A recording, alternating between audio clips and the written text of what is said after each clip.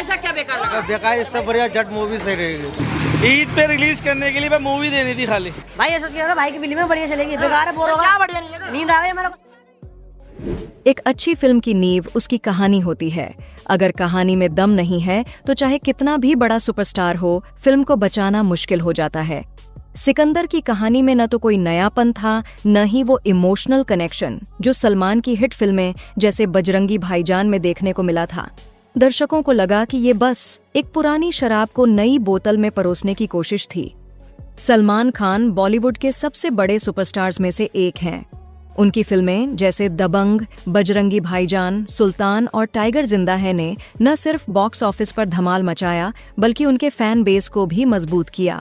सलमान का स्टारडम इस कदर है कि उनकी फिल्में रिलीज से पहले ही 100 करोड़ का आंकड़ा पार करने की गारंटी मानी जाती थीं। लेकिन पिछले कुछ सालों में सलमान की फिल्मों का जादू कम होता दिख रहा है। रेस 3, राधे और किसी का भाई किसी की जान जैसी फिल्मों ने उनके फैंस को निराश किया। फिर भी सिकंदर से उम्मीदें थीं, क्योंकि इसे डायरेक्ट किया था AR मुरुगदौस ने, जिन्होंने गजनी और हॉलिडे जैसी हिट फिल्में दी हैं, और प्रोड्यूस किया था साजिद नाडियाडवाला ने, जो सलमान के साथ किक जैसी सुपरहिट फिल्म बना चुके हैं। सलमान खान की फिल्म सिकंदर को लेकर बॉलीवुड में काफी चर्चा हो रही है, लेकिन ये चर्चा सकारात्मक कम और नकारात्मक ज्यादा है। 30 मार्च 2025 को ईद के मौके पर रिलीज हुई ये फिल्म दर्शकों और क्रिटिक्स की उम्मीदों पर खरी नहीं उतरी।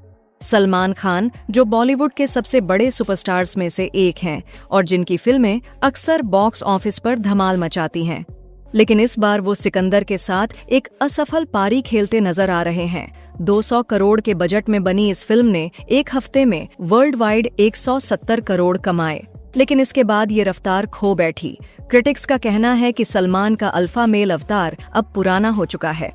सलमान अपने फैंस के लिए भाईजान हैं, जिनकी एक झलक के लिए लोग थिएटर तक खिंचे चले आते हैं, लेकिन सिकंदर में उनका परफॉर्मेंस कुछ खास नहीं रहा। कई फैंस और क्रिटिक्स ने कहा कि सलमान की एक्टिंग में वो जोश और एनर्जी नहीं दिखी जो उनकी पुरानी फिल्मों में हुआ करती थी। कुछ लोगों ने तो ये भी कहा कि वो फिल्म में लेजी और स्टिफ लग रहे थे। उनकी डायलॉग डिलीवरी भी कमजोर रही और कई सीन्स को देखकर ऐसा लगा जैसे वो बस मोशन से गुजर रहे हों। ये पहली बार नहीं है जब सलमान के परफॉर्मेंस पर सवाल उठे हैं। किसी का भाई किसी की जान में भी उनकी एक्टिंग को लेकर ऐसी ही शिकायतें थीं, लेकिन सिकंदर में ये बात और साफ हो गई कि सलमान शायद अब अपना वही पुराना जादू नहीं बिखेर पा रहे।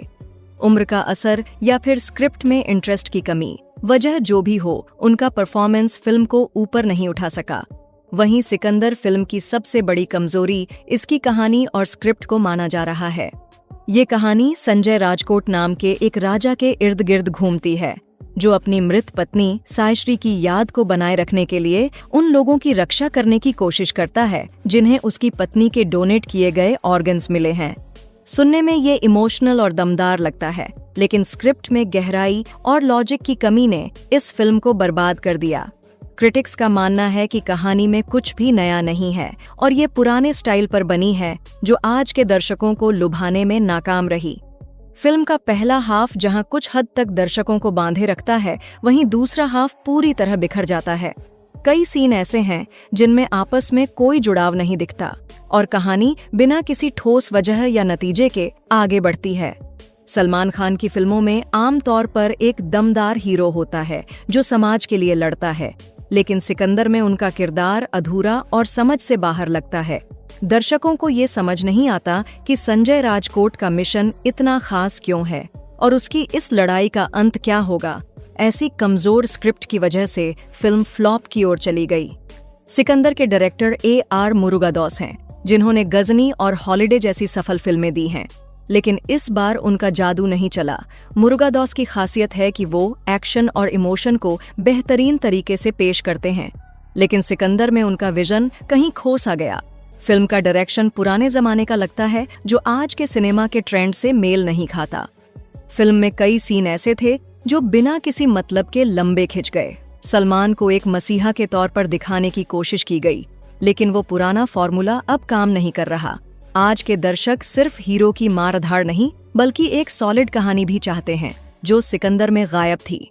सलमान खान का स्टारडम उनकी फिल्मों की सबसे बड़ी ताकत होती है।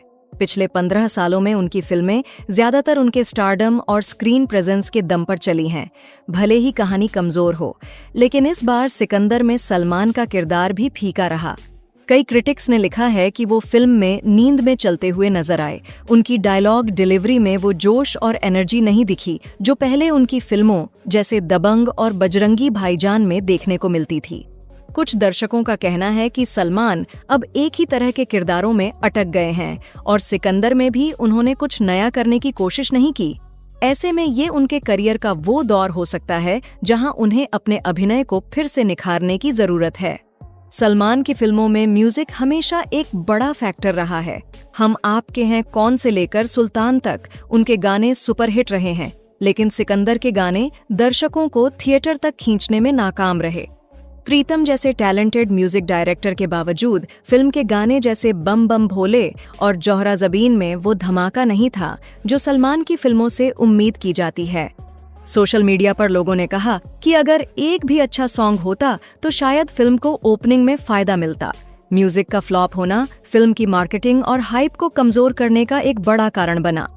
फिल्म में रश्मिका मंदाना, काजल अग्रवाल, शर्मन जोशी और सत्यराज जैसे कलाकार हैं, लेकिन इनमें से ज्यादातर का योगदान फिल्म को बचाने में नाकाफी रहा। रश्मिका मंदाना का किरदार छोटा था और उन्हें ज्यादा स्क्रीन टाइम नहीं मिला। उनकी मौजूदगी फिल्म में गानों तक सीमित रही और एक्टिंग के मामले में उन्हें कुछ खास करने का मौका नहीं मिला। काजल अग्रवाल का किरदार भी छोटा और इनफेक्टिव था, जिसे दर्शकों ने नोटिस तक नहीं किया। शर्मन जोशी ने सलमान के वफादार दोस्त के रूप में अच्छा काम किया, लेकिन उनका किरदार भी कहानी को आगे बढ़ाने में ज्यादा मदद नहीं कर सका।